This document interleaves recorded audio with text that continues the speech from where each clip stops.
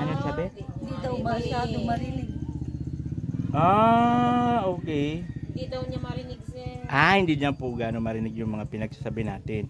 So, nandito naman po kami na yun, ay sa'yo ko na lang po explain kasi charity vlogger po kami. So, kami po yung nag-ikot-ikot para po maghanap ng mga deserving na matutulungan po. Ayan.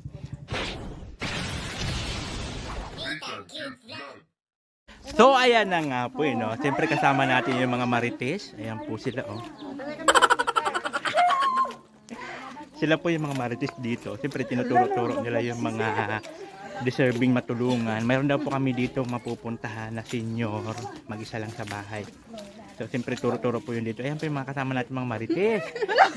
Ipakita mukha ng mga marites dito sa barangay nila. Saan nandaan? Ay dito. Talong walang daanan. Saan? Parang manang kwato. Dito na tayo dadaan. Ikagawa dito bahay. So ayan po. Yun po yung bahay na ibablog namin, no. So ayan po yung si nanay. Tignan natin si nanay. Tignan natin yung sitwasyon nila. Kasi ang talagang pinapahanap talaga namin dito is yung mga senior, yung mga ganun. Mga walang kasama sa buhay, mga byuda, ganun. Na wala na ng kakayanan sa buhay nila. Asan na ba yung aking assistant? Asan na? Asan si nanay? Asan si nanay? For sale po. Ayan, for sale.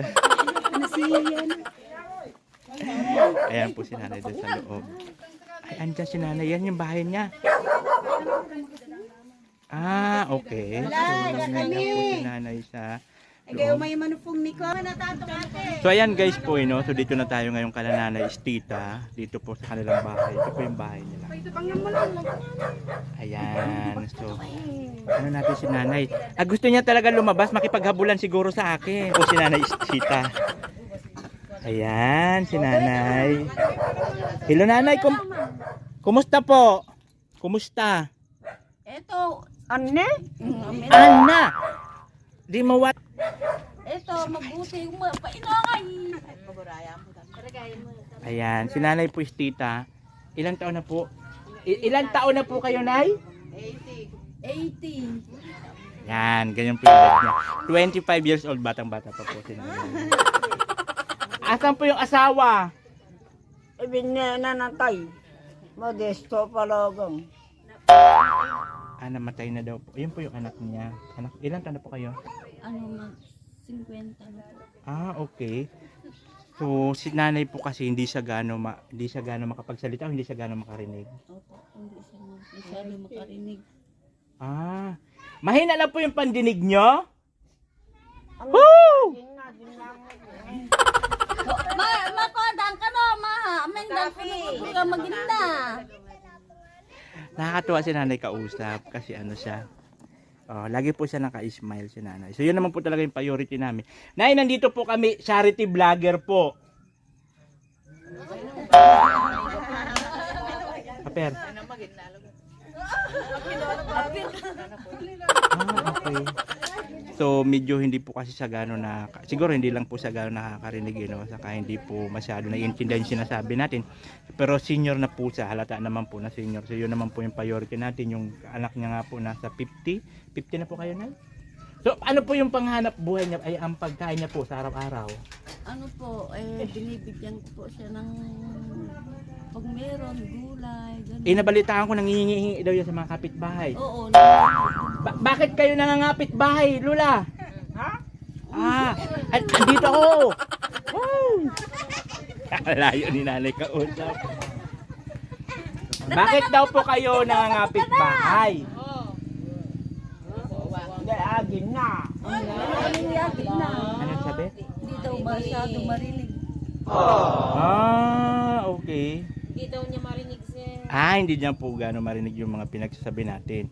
So, nandito naman po kami na yun, ay sa'yo ko na lang po explain kasi charity vlogger po kami. So, kami po yung nag-ikot-ikot para po maghanap ng mga deserving na matutulungan po. Ayan. Ngayon po, so parang ini-scout po muna namin yung location, yung area ba, parang tinitignan muna namin tulad kay nanay. So, So babalikan na lang po namin kayo pag magdala na po kami ng tulong, kasi para po makita ng sponsor namin na mayroon nga talaga kaming binablog na dapat tulungan tulad po ni nanay. So ang ano lang po kasi ni nanay, no, hindi siya gano makarinig. So ayon naman po sa mga sismis na mga marites po, ang dami mga marites po doon, no. Nag-ano na lang po yung sinanay sa pagkain. Ayun lang po si ate, ano po yung pangilang anak po kayo? Tatlo kami sa magkakapatid, pero namatay yung kuya ko na isa po. So dalawa na lang po kayo. Ano po yung hanap buhay niyo po? Maglulupa.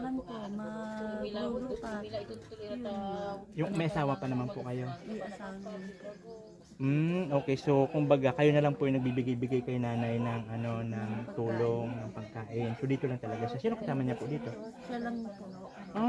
Okay. So si nanay lang po pala talaga dito, mag-isa. Ayan si nanay. Masyado po siyang smiling face. Hi kayo nay. Hi doon ho. Hi. Hi. Ilalim ko no. Ayan po. So ayan po no. So ayan po yung sinanay. Ano pangalan tayo? Ulit? Kristeta. Ha? Kristeta. Kristita. Ayan po yung sinanay Kristita, na kung saan tinuro po siya sa atin ng scouter natin dito po sa barangay Katdangan po. Katdangan. Ayan po. Katdangan. So dito na tayo kasi nabibilad na ako. Dito tayo sa mga marites mag-interview. Ayan. So shout out po sa mga marites dyan. So sila po yung mga nagtuturo dito na mga pwede natin i-vlog dito po sa barangay nila. No? So maraming salamat. Of course, ang busing ko pa. Saan ang busing ko pala? Yan po yung boss ko doon.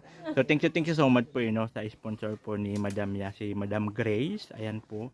So yun po yung sinanay na na-vlog natin dito.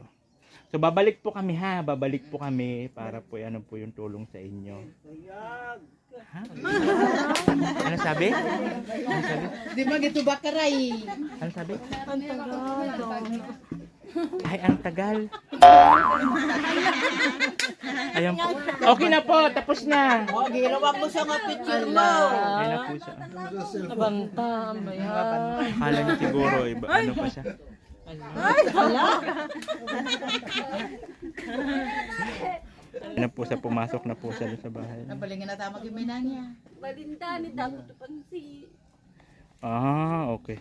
So ayan po yun. Maraming salamat siyempre sa mga patuloy na sumusuporta, sa mga patuloy na nagtitiwala. Ayan.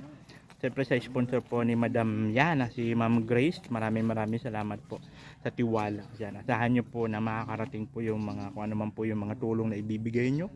Basta ang sa amin lang naman is ihatid, kung mayroon pong ipapaabot na tulong sa mga nabablog namin.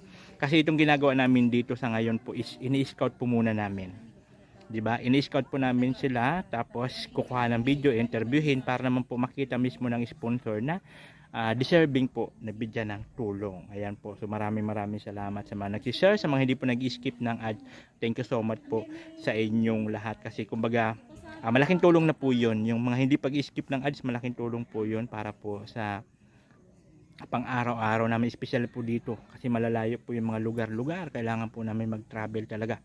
Galing dito ay galing dun sa kung saan ako nakikituloy kala Madam Ya papunta dito. So oras din po yung bibiyahin namin. Siyempre ano rin po kami ng gasolina. Siyempre wala pa naman po kami mga views gano, di ba? So talagang yung gasolina po talaga namin is ano po talaga sa sponsor, di ba? So saka na po pagka medyo makaluwag-luwag na, siyempre kahit mga pang-ayuda na lang, malaking tulong na po yun. So ayan po yung bahay dito. Thank you so much. Diba? Ayan po yung mga marites. Thank you so much. Kaba, halika at tumawa ka. Nathan Cute Vlog ang magpapasaya. Handa rin tumulong sa mga kapwa. Pagtulong sa nangangailangan, di magsasawa. Nathan Cute Vlog ang hanapin.